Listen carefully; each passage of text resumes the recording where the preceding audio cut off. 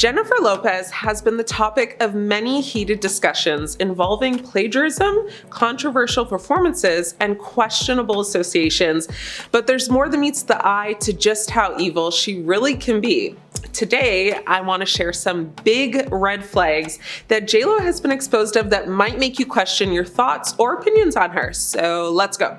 I bet you didn't know this, and as if all the Diddy drama he's currently been facing wasn't enough, here's a story you've likely never heard that involves Jenny from the good old block.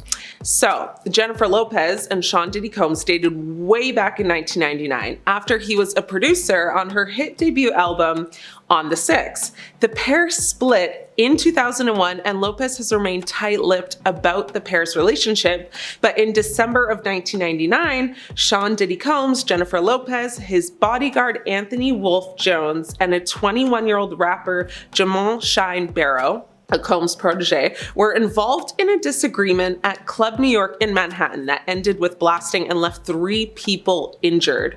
Combs, Lopez, and Jones left the club and led police on a wild chase through New York City that ended with police finding a stolen firearm inside the car. Now, Natania Rubin, one of 3 people injured during the altercation, maintains Combs was the one who hit her that night and has renewed her accusation in recent days.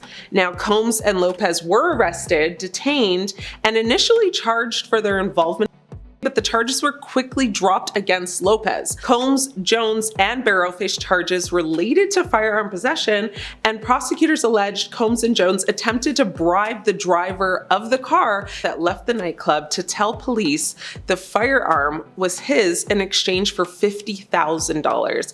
I personally don't see a scenario where $50K is worth like any amount of jail time, but go off. After a weeks-long trial, Combs and Jones were acquitted, but a New York jury found Barrow guilty of 5 charges, including criminal possession of a firearm, aggravated harm, and reckless endangerment, though Barrow was acquitted of attempted homicide. Now, J.Lo actually didn't have much to say then nor now about the incident, but in a July 2000 interview, Lopez described the incident as a complete nightmare and saying that she was scared to death in the car. I had absolutely no idea what was going on. No one did. Since all of the recent Diddy drama has been happening, there has been a call to actually reopen the case, which would require a new or confirmed statement from Lopez. But will she give it? Likely not. Her lips are as sealed shut now as they were in 2000, just like a kiss from a rose.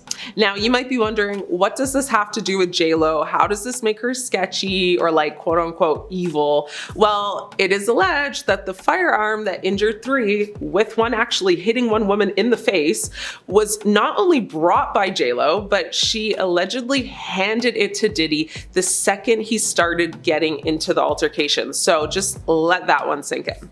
I want to actually get into some more juicy J.Lo drama. You remember her 2020 Super Bowl halftime show performance where she took the stage with Shakira, right? Well, it wasn't all footballs and butterflies, okay? Let it be known, there was no reported incident of J.Lo directly dissing Shakira. However, there were rumors of tension between them before and actually after their performance. So let's get into it.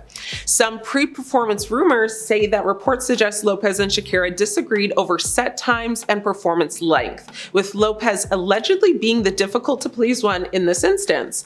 Now, rumors also indicated they both had very different artistic visions, but in the end, you guessed it, J.Lo won that battle and basically got everything she wanted, like a real true diva at any cost, it seems though, right? So now one rumor that hit a nerve for a lot of Shakira fans is that when Shakira was doing her like belly dancing, a lot of people saw J.Lo's reaction and basically said she looked disinterested, dismissive, and like essentially disapproving of Shakira's moves. I saw it. Shakira looked fire, like it's giving jealousy by J.Lo. Fans also speculated about tension between Lopez and Shakira based on their social media interaction. actions. Shakira actually posted a pic on Instagram with both her and J.Lo in the shot, while J.Lo actually only posted one with just herself to promote the Super Bowl performance. Now, I'm not gonna lie, like, I would definitely feel away if I was Shakira. And again, there's no direct evidence that support these claims that Lopez dissed Shakira, and both artists actually have maintained that they denied these rumors and have even praised each other's performances. So like, whether there was actually any malice behind J.Lo's actions, I guess we'll never truly know. But what do you guys think though? Like big red flags or like a little baby pink one? I want to talk about J.Lo's lack of accountability, and this may not seem evil or like a red flag, but ask yourself this again once I'm actually done. So J.Lo has been accused of many things. Like, okay, let's forget that she's a diva in her own right, and maybe she has even like earned that title. But something she's been accused of can't just be overlooked so easy or chalked up to like, oh, she's just a Hollywood diva. You know, firstly, she's been accused of plagiarism. Now, not only with her music, but like with her music videos, and we're not just talking lyrics, but allegedly also taking vocals.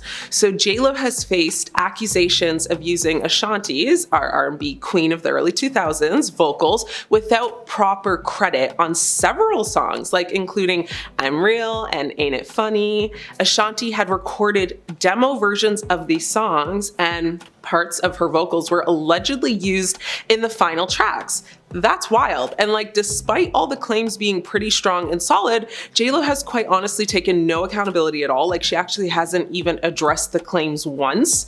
And she's also had quite a few lawsuits. So she's been sued for copyright infringement, breach of contract, and unfair business practices, all of which she hasn't addressed or taken any real accountability for either. Like, I love me a problematic queen, but this is a lot.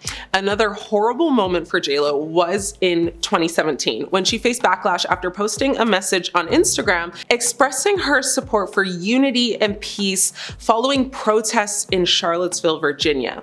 Now, her post included the hashtag All Lives Matter, which some interpreted as dismissive of the Matter movement, and critics argued that Lopez understood BLM's movement's purpose, and some felt that All Lives Matter downplayed systemic racism. Others criticized Lopez for her apparent ignorance of social injustice issues. So all in all, the consensus was that her post was insensitive and tone deaf. She did delete the post like literally 10 minutes later. Like, that's how quick and easy it is to get canceled in Hollywood, folks. So be careful. But will you be surprised if I tell you she not only did not take accountability, but she didn't publicly apologize either, explain any of it, or address it at all? Shocker. Anyways, what do you guys think though? Do you think J.Lo is like a menace to society, or is she just like misunderstood? Any thoughts? I'm your host, Ashley. It's been great catching up.